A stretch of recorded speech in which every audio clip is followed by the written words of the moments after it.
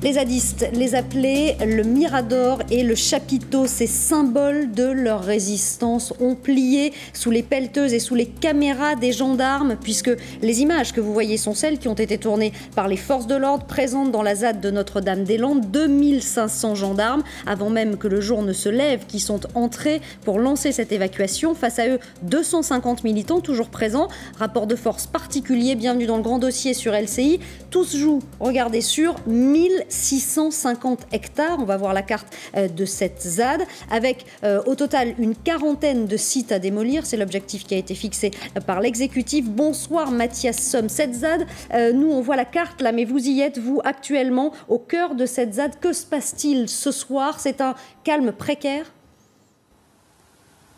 Oui, avec la nuit, le calme est revenu ce soir. Vous voyez, on peut encore voir ces panneaux route barrés ce soir, mais les gendarmes n'ont plus de barrage. Il nous reste à vérifier la départementale des 281, la fameuse route des chicanes sur laquelle nous ne sommes pas encore allés. Mais globalement, on peut circuler dans la ZAD ce soir. Il faut dire que la journée a été très éprouvante des deux côtés. Les forces de l'ordre ont subi de nombreuses tentatives de provocation, des insultes toute la journée. Et de l'autre côté, les zadistes qui tentent de défendre leur zone ont dû répondre à des lancers de gaz lacrymogènes et aux évacuations, parfois à la destruction de certains bâtiments, comme on l'a vu au chalet sans nom. Nous avons pu nous entretenir avec certains zadistes ce soir, et plus que le désespoir, c'est plutôt la colère qui prédomine, la volonté de continuer à défendre leur ZAD. Et vous l'avez dit, le système repartira demain matin dès l'aube. Certains n'hésitent pas à parler d'une guerre de nerfs qui devrait continuer encore sur plusieurs jours.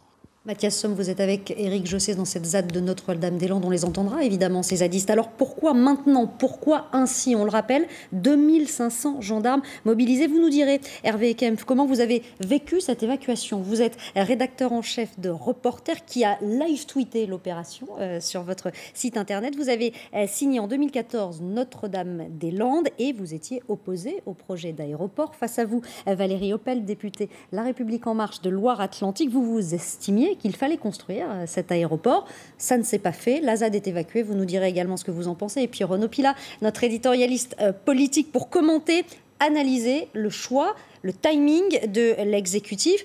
Choix résumé en une expression aujourd'hui, c'est l'expression du jour. L'autorité doit régner partout et que la loi doit être respectée partout. C'est la condition même pour que nous puissions vivre en société. Il était nécessaire que l'état de droit revienne. Il y a des règles de droit. Nous sommes dans un état de droit. Il y a un droit de propriété qui doit être respecté.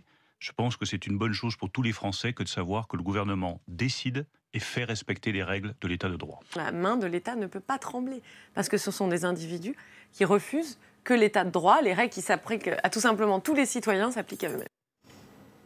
L'état de droit, rien que l'état de droit, c'est l'argument massu, le seul possible?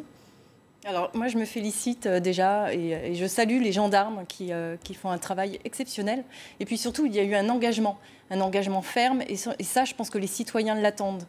Le gouvernement a annoncé le 17 janvier que les zadistes avaient jusqu'au 31 mars pour pouvoir déposer un projet, proposer des solutions. C'était assez ouvert et la préfète était là pour accueillir ces projets.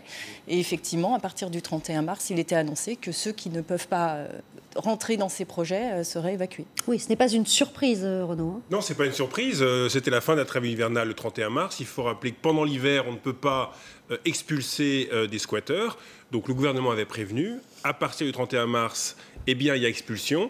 Et aujourd'hui, a été décidée cette évacuation des personnes très ciblées qui, effectivement, n'avaient pas déposé un dossier et qui a été dans une autre logique. On y verra tout à l'heure. Il y a deux logiques quelque part à l'œuvre chez les zadistes. Mais ce qui s'est passé ce matin, c'est une surprise pour personne. Ça concerne en gros 200, 300 personnes et on va en parler. Mais pour l'instant, le bilan de cette première journée, fort heureusement, est sans trop de violence.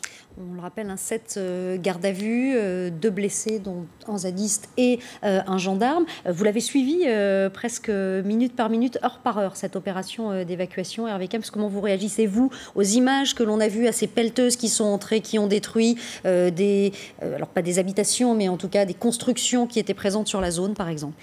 Alors d'abord, on l'a suivi, notre équipe et nos reporters sur place l'ont suivi très attentivement parce que c'est un dossier important.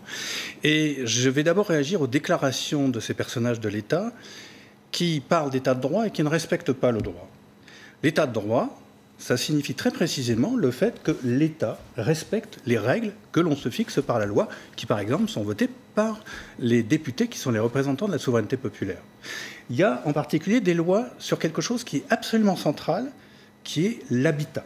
La façon, ça concerne le droit des gens. Il n'y a pas de droit plus important que celui de l'habitat. Vous vivez quelque part, peut-être vous pouvez commettre des délits, vous pouvez faire des mal choses, mais vous vivez quelque part et on ne peut pas vous chasser. On ne peut pas chasser des enfants, on ne peut pas chasser des femmes, on ne peut pas chasser des familles sans respecter des règles. Ça, c'est la loi. Qu'est-ce qui se passe quand on veut expulser des personnes? Et ça arrive, hélas, très fréquemment, chaque année, tout le temps. On a un jugement.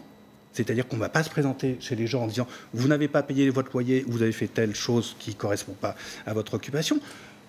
On dit d'abord, il y a une loi, il y a une ordonnance, il y a un huissier qui vient. On vous répondra que ça a été construit dans ce qui est considéré comme une zone de non-droit. Non, ça n'est pas la question. Mais ils sont ni locataires, ni propriétaires. Ils sont habitants. Le droit de l'habitat, c'est habiter.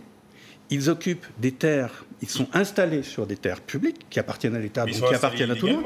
Il n'y a pas de trouble à l'ordre public. Mais est-ce qu'ils sont installés légalement ? Ils sont, dès lors que vous êtes habitant, quelque part, que vous soyez légal ou pas, vous avez un droit qui concerne le droit au logement. Pourquoi ? Parce que c'est le droit le plus essentiel dans la vie des personnes. Mais même tout le temps, en tout cas, même au sortir de l'hiver. Vous avez par exemple une personne qui n'a pas payé son loyer pendant 3 mois ou 4 mois.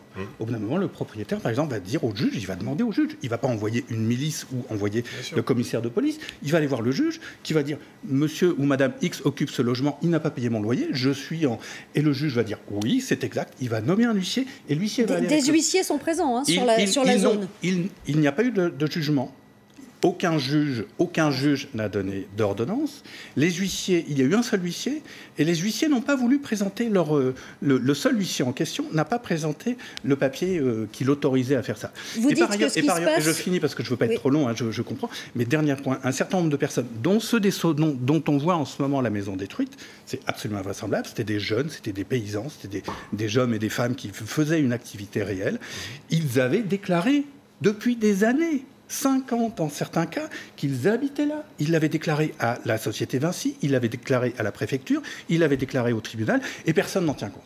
Donc, si on parle d'état de droit, il faut le faire respecter, et l'État doit respecter la règle qui concerne le régime juridique des expulsions. Ça n'a pas été fait. L'État et le gouvernement est en dehors du droit, et c'est un arbitraire. Vous dites que c'est une évacuation illégale qui est en cours actuellement à Notre-Dame-des-Landes ? Je dis, en m'appuyant sur l'expertise d'une vingtaine d'avocats qui ont écrit par lettre recommandée par 2 fois au Premier ministre sans avoir de réponse, qui ont donné tous les arguments juridiques beaucoup plus experts que moi je ne saurais le faire parce que je ne suis pas un juriste, et qui ont développé ces arguments en s'appuyant sur des procédures, sur des référés, sur des rapports, sur des documents juridiques. Pourquoi le gouvernement ne répond-il pas à ces avocats ? Pourquoi ne demande-t-il pas à un juge de prononcer les expulsions ? Alors j'aimerais vous entendre évidemment sur ces accusations qui sont assez graves, puisque vous nous dites que tout cela se fait illégalement et en tout cas en dehors des règles de droit. Alors déjà, je voudrais j'ai une petite précision que j'ai envie de donner. On entend souvent parler de zones à défendre et on est finalement dans une zone d'aménagement, pas une zone à défendre. Donc là-dessus, l'État a toujours été très clair. On respecte le droit. Il y a 2 choses importantes à souligner. Des ordonnances d'expulsion ont été validées depuis 2012, donc tout était prêt à ce niveau-là. Donc l'État n'a rien à se reprocher. Et autre chose, effectivement, l'État a été saisi et le tribunal administratif a été très clair. Il a rendu sa décision. Les 9 personnes qui n'étaient pas, d'ailleurs, qui ne respectaient pas le droit eux-mêmes, parce que ça, c'est quand même important, c'est la base. Je pense qu'on paie tous nos impôts, on a tous accès à des logements que l'on paie, que l'on a achetés, que l'on loue dans les règles de droit. Donc il me semble que le tribunal administratif a été très clair là-dessus. Il a rendu sa décision et tout est au carré. Donc là-dessus, alors on a respecté le 31 mars aussi. Alors on va voir qui était concerné. Incompétent, ce qui n'est pas pareil. On va voir qui, et on verra ça notamment avec vous Renaud, qui est visé précisément par ces évacuations. Est-ce que l'on est ou non dans le cadre du droit ? Mais revenir aussi sur cette journée, ça a commencé, il était 6h ce matin, enfin un petit peu plus tôt lorsque les gendarmes ont pris position autour de la ZAD, mais ils sont entrés à 6h. Les images sont commentées par Frédéric Agnès. Toute la journée, par intermittence, un face-à-face parfois tendu entre zadistes et gendarmes mobiles. Les militants incendient des voitures, jettent toutes sortes de projectiles, des pierres, des morceaux de bois, jusqu'à des cocktails Molotov. En face, les gendarmes répliquent. De toute façon, vous lancez des gaz lacrymogènes, des bombes assourdissantes et tout ça. Donc vous savez, les autres, ils se défendent aussi. Christophe Mounier se définit comme un militant écologiste. Il juge l'intervention des forces de l'ordre inappropriée. Les gens qui, pour l'instant, occupent les terrains ici, il n'y a pas lieu de les déloger, quoi. Voilà, absolument pas. Si, effectivement, il y avait conflit d'usage avec d'autres personnes qui utilisent ces mêmes terrains-là, on le comprendrait, mais ce n'est pas le cas du tout, quoi. L'opération a commencé à 3 h du matin. 2500 gendarmes se déploient. Rapidement, ils font face à une centaine d'opposants. La première mission est accomplie en quelques heures. Les forces de l'ordre dégagent la route départementale 281, la route symbolique de la ZAD, pour ensuite reprendre cette petite portion de terrain. Ici, il y a par exemple la ferme dite des Sans-Noms. Il faudra près de 3 heures aux gendarmes pour dégager une à une la trentaine de personnes réfugiées sur le toit, avec une politesse appuyée, vécue comme une provocation. Bonne journée, monsieur. Je vous dis pas bonne journée. Mais ça va dans ta tête, là? Tu te sens bien? Bonne journée, mais... Putain, moi j'ai envie de te dire mange bien demain, quoi. Après l'expulsion, la bâtisse est détruite. Justification de la préfecture, c'était une habitation précaire et surtout il n'y a pas de projet agricole solide. Entre Nicolas, qui vivait ici, et la préfète, les versions divergent. Le projet agricole, c'est 2 pages où on expose son projet. Je n'ai pas reçu de projet agricole dès son nom. Je veux bien croire qu'ils en aient un, mais ils ne l'ont pas fait connaître. Ils ne me l'ont pas fait connaître. On envoie un courrier sans réponse aujourd'hui. La réponse qu'on a, c'est les flics viennent tout à l'heure à midi nous dire vous avez 10 minutes pour partir. Ça fait 5 ans qu'on s'est déclaré ici. Ils nous disent vous avez 10 minutes pour partir. C'est quoi cette vaste blague? Bilan de cette première journée d'intervention, 13 évacuations de squats selon les termes de la préfecture. 6 ont été détruits, 7 personnes interpellées et 1 gendarme légèrement blessé. Alors l'objectif fixé, c'est démolir 40 des 97 lieux de vie. C'est ainsi qu'ils ont été nommés, occupés par ces militants qui ont reçu le soutien ce soir de manifestants, notamment à Rennes ou à Nantes. Il y avait du monde dans les rues de Nantes pour soutenir ces zadistes expulsés aujourd'hui. Pour qu'on comprenne bien, Renaud, et vous allez nous expliquer aussi, est-ce qu'il y a sur la ZAD des occupants légaux et des occupants illégaux, ce qui pourrait aussi nous aider à résoudre cette question de droit? En fait, ce qui se passe, c'est que sur le terrain, on a l'impression qu'il y a 2 visions différentes chez les zadistes qui s'opposent. Il y a une première vision qui est conforme, je dirais, à la logique de beaucoup de militants qui sont là, parce qu'il se trouve que quand même sur les 200, 300 qui restent, on a des gens qui sont, c'est le noyau dur, on va dire, qui est philosophiquement, politiquement et je dirais avec une vision qui est extrêmement construite. C'est quoi? C'est la communauté autogérée, la communauté, comme ça peut être le cas dans l'Arzac il y a 30 ou 40 ans, c'est-à-dire qu'on considère qu'il faut que collectivement on trouve une solution. C'est pas à chacun de façon individuelle, on est bien là dans une logique collective, d'aller voir le préfet ou la préfète et de déposer son projet de vie et son projet agricole pour telle ou telle parcelle. Non, ça c'est une logique individualiste qui est opposée à leur philosophie. Eux ont une philosophie. Oui, mais c'est vraisemblablement la logique proposée, notamment par la préfecture, quand on entend ce qui est proposé. Et ça a marché depuis quelques jours, quelques semaines. C'est pour ça que, quelque part, il y a une division du camp zadiste. C'est que depuis quelques jours, quelques semaines, la préfète a reçu des dossiers individuellement de gens qui, effectivement, ont montré leur projet, ont montré une volonté de dialogue avec les autorités de l'État. Mais le problème, c'est que l'autre partie des zadistes s'est dit, ils sont en train de nous lâcher. Il y a même eu des affrontements en interne, sur le terrain, au sein de la communauté zadiste, en disant, vous êtes des traîtres, vous allez déposer vos dossiers un par un avec l'État. En gros, voilà, vous collaborez avec l'État. Donc ceux qu'on voit et ceux qui sont évacués ou expulsés, quels que soient les mots, depuis ce matin, c'est ceux qui ont une logique collective, qui ne déposent pas de dossier. Et dans ce cas-là, la préfète, qui est plutôt connue comme quelqu'un qui aime le dialogue, hein, c'est pas la préfète bâton, hein. Elle est saluée par les élus locaux comme quelqu'un qui est ouvert au dialogue. Eh bien, elle a dit, je suis désolé, mais si vous ne déposez pas votre dossier, si vous ne voulez pas le dialoguer, eh bien, on envoie les gendarmes. C'est ce qui s'est passé. Est-ce que, Renaud, ces divisions, c'était pas aussi l'opportunité politique pour intervenir maintenant ? Bien évidemment, bien évidemment. Là, il y a effectivement une fenêtre d'opportunité. Alors, je ne crois pas, comme l'ont dit certains élus de l'opposition, que ça soit de la communication, hein, parce que mobiliser 2500 gendarmes, préparer depuis des semaines une évacuation comme ça, c'est pas juste pour faire de la com. C'était nécessaire du point de vue de l'État, parce qu'il l'avait dit. Mais en revanche, ça tombe plutôt bien.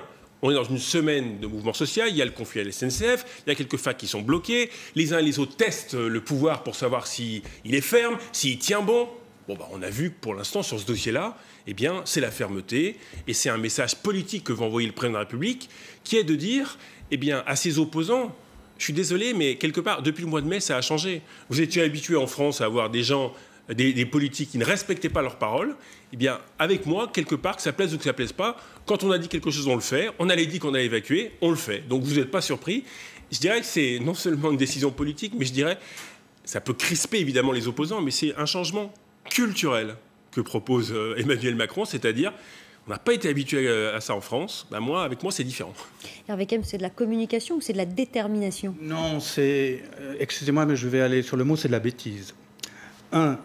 L'autorité qui ne respecte pas la droit et la loi, comme on l'a démontré, affaiblit fondamentalement la légitimité du pouvoir. À partir du moment où l'État et le gouvernement ne respectent pas la loi, ils perdent de légitimité. Alors on peut envoyer 2500 gendarmes, on peut envoyer des véhicules blindés, comme le montrent vos images, qui est quand même hallucinant. On est en France, on ne doit pas lancer la guerre civile.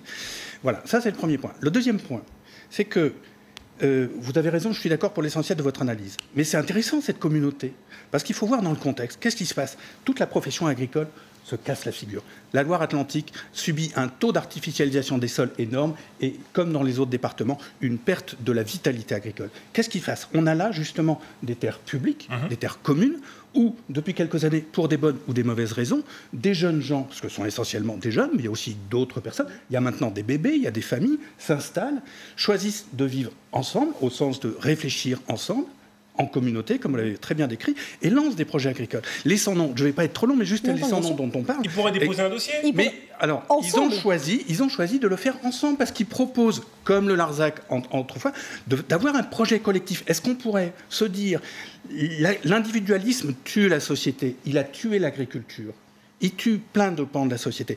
Vous le décrivez très bien, mais donc, du coup, on est bien dans un projet politique. Mais oui, c'est un projet politique, mais c'est pas mal la politique. Mais on est donc projet politique contre projet politique. Mais là, c'est un projet, je conclus là-dessus, c'est qui est porteur d'avenir, qui est porteur de jeunesse, qui est porteur... Moi, les sans-noms, j'y étais, je connais, ça n'est pas un habitat précaire, c'est une très belle maison en bois, et j'ai vu des jeunes gens qui élevaient des chèvres, élevaient des chèvres ou des moutons, eh bien, c'est un vrai travail, et ils le faisaient. Et donc, on avait cette logique, et là, ce qui est en train de tuer, je conclus là-dessus, pardonnez-moi, madame, eh bien, on est en train d'empêcher une alternative, la possibilité de développer une autre façon d'être et de développer l'agriculture et de mettre des jeunes aussi dans un projet formidable. On aurait pu faire les choses autrement, c'est-à-dire proposer, non pas de déposer des dossiers individuels, mais pourquoi pas des projets collectifs pour aménager cette zone sur laquelle ne sera pas construit cet aéroport. Alors, déjà, je rappelle que les Landes, c'est un territoire agricole, c'est une zone humide, c'est pas un territoire agricole de qualité. Donc ça doit revenir à l'agriculture, mais je pense que des personnes qui utilisent la violence, et je suis nantaise, je suis née à Nantes, donc d'ailleurs je suis née en même temps que la création de la ZAD, l'origine, 74. Et ce sont des projets qui sont bloqués actuellement par ces personnes qui ne veulent pas rentrer dans cet état de droit. Les projets en question, un projet, c'est toujours collectif. Je pense que dans tous ces projets présentés, je ne les ai pas à ce stade-là, mais je pense qu'il y a eu des groupes qui se sont mis d'accord, comme dans toute création d'entreprise, et je pense qu'il y a de beaux projets agricoles à voir, et d'ailleurs, M. Lecornu s'est déplacé récemment pour rencontrer ces premières personnes qui ont présenté ces projets. Donc ça me paraît important de... Mais ils veulent pas entrer dans... Pardon, mais ce cas, c'est qu'ils ne veulent pas entrer quelque part, ne serait-ce que, tel que vous les connaissez, vous connaissez bien le terrain, ils ne veulent pas entrer en dialogue avec les représentants de l'État. C'est une sorte d'allergie à tout ça. C'est quoi, c'est incroyable, depuis le 17 janvier, là, Édouard Philippe a été très clair. Le 17 janvier, il a posé un cadre, il s'est engagé. C'était très clair. On savait que de début avril, cette zone serait évacuée, que c'est quelques personnes, parce que c'est très ciblé. On fonce pas dans le... et donc, il fallait déposer un dossier. Oui, c'était clairement annoncé sur le territoire. Oui, mais ce que vous dit Hervé Kempf, c'est qu'on aurait pu faire les choses autrement. Et oui, et ça partait d'ailleurs... Sans forcément être dans l'opposition. Est-ce que, et je reprends la question de Renaud, le dialogue est possible entre ces jeunes zadistes et un gouvernement, une autorité d'État, une autorité gouvernementale contre laquelle ils se construisent aussi un peu? Un combat philosophique. Je crois que ce dialogue était possible. J'ai eu l'impression au début que Madame la préfète Nicole Klein, qui paraissait effectivement une personne assez sage, entrait dans cette voie-là. Je crains que, peut-être c'est une hypothèse, je n'en sais rien, mais les hauts fonctionnaires, les préfets sont des hauts fonctionnaires, doivent obéir au gouvernement. Et le gouvernement est là, je ne veux pas emprunter votre savoir d'analyse politique, mais peut-être le gouvernement a fait un choix de laisser tomber le respect de la loi, on l'a vu, et aussi de ne pas aller dans la voie du dialogue, parce que pour des raisons qui m'échappent, mais que vous voyez bien, voulait affirmer son autorité. Et c'est très dommage, parce qu'une fois de plus, il y avait un dialogue qui s'enclenchait. Tout le monde n'était pas d'accord, ça c'est clair, hein, c'est une société comme dans toutes les sociétés où les gens peuvent se disputer, être en conflit, mais grosso modo, il y avait une démarche commune, il y avait des paysans, il y avait des associations, il y avait ces jeunes et ces moins jeunes zadistes. Il y avait de l'autre côté peut-être une porte ouverte, et là, cette porte a été refermée, et c'est extrêmement regrettable, parce que maintenant, ça va être difficile à réparer. C'est pas de l'obéissance, c'est vraiment respect du droit. Je pense qu'à nouveau, je le redis, un projet doit être dans les règles. Il y a des problèmes aussi de sécurité, d'hygiène, de traitement des animaux, on le sait. Les voisins, les habitants. Il y a des problèmes de réglementation. Derrière, il y a du fromage fabriqué, des produits qui sont fabriqués avec aucune vérification. On ne peut pas soutenir ça. Si on commence par là, tout le monde agricole va aussi demander un assouplissement total des réglementations. Mais le monde agricole le demande. Vous savez, comme moi, Madame la députée, que le monde agricole est en grande souffrance. Il est en perte année après année de paysans. Il y a un nombre de suicides extrêmement important. Et un certain nombre de paysans disent « Mais vous nous imposez des règles très dures qui sont conçues pour des grandes sociétés. Et nous, on les subit et ça contribue à nous tuer. Oui. Donc peut-être qu'il faut réfléchir à ces règles et faire en sorte que Lactalis, par exemple, les respecte, et ça n'est pas toujours le cas, et que des petits paysans, ils demandent à ce qu'on réfléchisse. Donc, entre l'assouplissement des réglementations et le non-contrôle vétérinaire des animaux, je pense qu'on a une marge énorme. Alors, on va rester sur ce dossier Notre-Dame-des-Landes. Rappelez ce qui s'est passé depuis 6 heures ce matin. 2500 gendarmes mobilisés pour évacuer la ZAD. C'est ce qu'avait dit le gouvernement lorsque le projet d'aéroport a été abandonné. Des opérations qui se sont déroulées, vous le disiez, vos journalistes étaient présents sur place, les nôtres aussi, mais ils ont aussi été écartés des opérations à un moment donné par les gendarmes qui ont fourni leurs propres images, et puis les zadistes aussi. Et c'est aussi quand même une bataille de communication qui s'est jouée aujourd'hui. Un tout petit détail, si vous me permettez. On va regarder le sujet. N'ont pas voulu transmettre à Reporter, malgré que nous leur avions demandé les images. Bon, on va les regarder, ces images, et on les commente ensemble après. Des gendarmes, caméra au point, pour contrôler les journalistes. Des zadistes qui filment la gendarmerie en opération. Le tout enregistré depuis le ciel par les forces de l'ordre. L'opération d'expulsion a tourné à la guerre des images. Toute la journée, les chaînes de télévision reçoivent ces vidéos des forces de l'ordre. Des dizaines de caméras et même 6 drones pour filmer les destructions des abris. Côté zadiste, les confrontations avec la gendarmerie sont postées sur les réseaux sociaux. Une bataille de l'image, alors que les médias ont interdiction de pénétrer le périmètre de sécurité. Situation quasi inédite, selon les experts en communication. Qui a les images a le pouvoir. Les forces de l'ordre essayent de montrer la maîtrise, et qu'ils maîtrisent la situation. De l'autre côté, la diversité des gens sur place, je pense qu'ils veulent montrer essentiellement les brutalités policières. Faire bonne figure, éviter le fiasco de la précédente tentative d'expulsion. C'était en 2012. Cette fois, la gendarmerie veut aller vite et montrer une opération exemplaire. Les forces de l'ordre sont 2 fois plus nombreuses qu'il y a 6 ans. Pour les expulsions, les gendarmes sont accompagnés d'un huissier de justice. Et les affaires les plus volumineuses des zadistes seront stockées dans un garde-meuble pour respecter la procédure. Montrer la stricte légalité pour éviter toute critique et tenter de refermer l'épineux dossier Notre-Dame-des-Landes. Alors évidemment, ce n'est pas terminé, puisque ces opérations reprendront demain matin à 6 heures. Les autorités Renault disent que c'est un succès. Ce qui est certain, c'est que pour l'instant, ce n'est pas le fiasco de l'opération César en 2012. Non, pour 2 raisons. Premièrement, ça a été extrêmement bien préparé depuis des semaines, voire des mois. Il faut rappeler qu'en 2012, donc c'était l'opération César, 1000 forces de l'ordre avaient été mobilisées. Mais à l'époque, le problème, c'est que premièrement, il y a eu moins de préparation, et puis deuxièmement, il y avait tellement de zadistes et tellement de sympathisants sur place qu'on était sur 1 pour 3, 1 pour 4.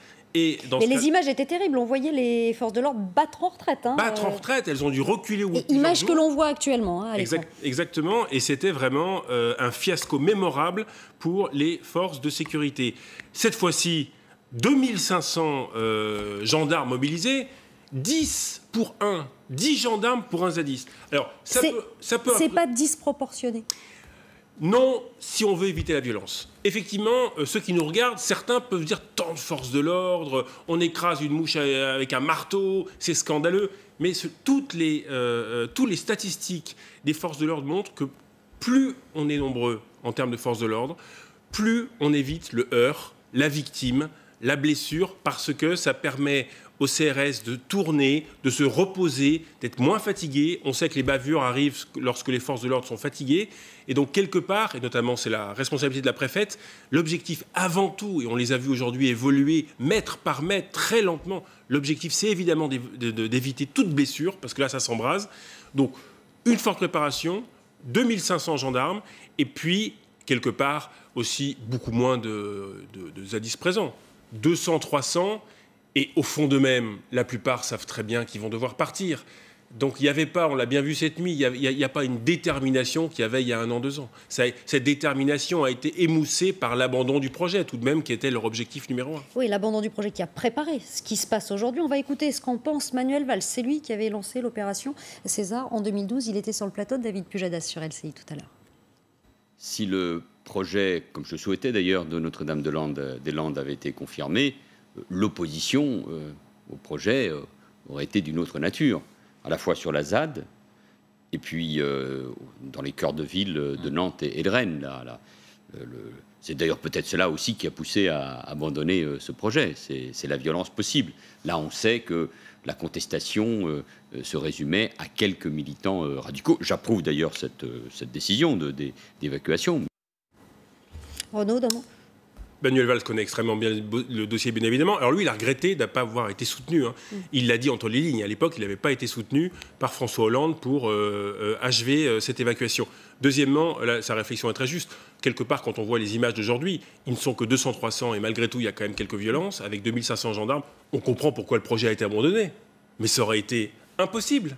Impossible. C'était tout simplement impossible, compte tenu de la mobilisation, de faire construire cet aéroport à cet endroit. Pour le coup, il y aurait eu des victimes. Et ça, le gouvernement voulait l'éviter. Vous qui étiez favorable à la construction de cet aéroport, vous ralliez à l'avis de Manuel Valls ce soir ? Ah oui, tout à fait. Moi, ce que je vois, effectivement, c'est une efficacité incroyable. Quelques personnes, cette fois-ci, à évacuer, pas la totalité. Et puis surtout, derrière, aussi 2 villes à défendre. Je rejoins complètement là-dessus.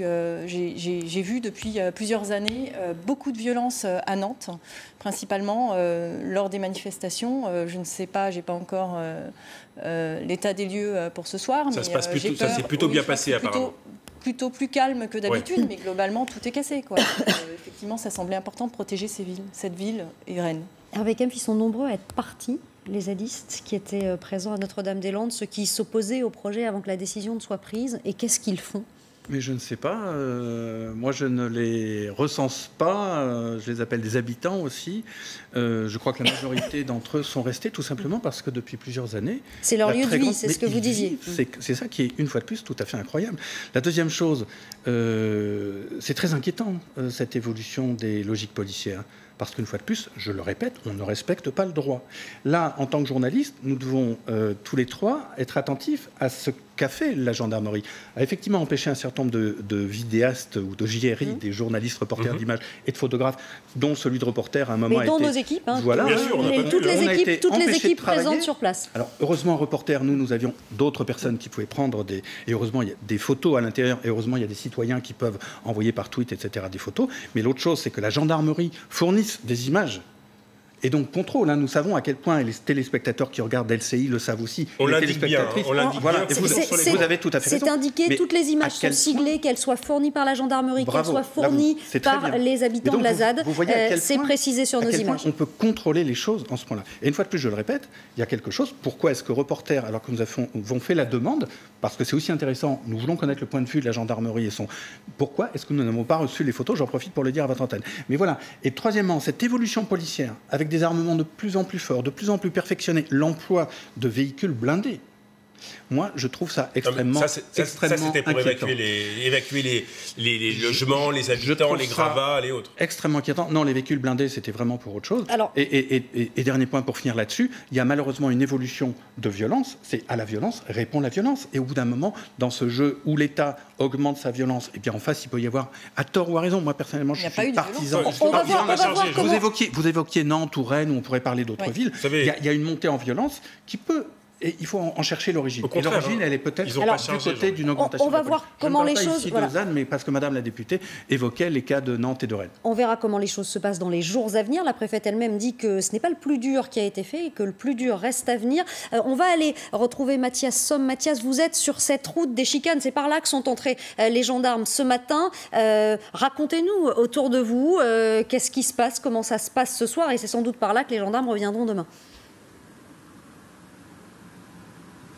Eh bien oui, cette route des chicanes, la fameuse départementale 281, vous le voyez, je pense, difficilement derrière moi, mais là-bas, au fond, eh bien, c'est un barrage. Et les gendarmes nous l'assurent, eh bien, la départementale est bloquée, impossible d'y accéder d'un côté comme de l'autre. Ils affirment aussi que des blindés sont toujours présents sur place pour assurer la sécurité.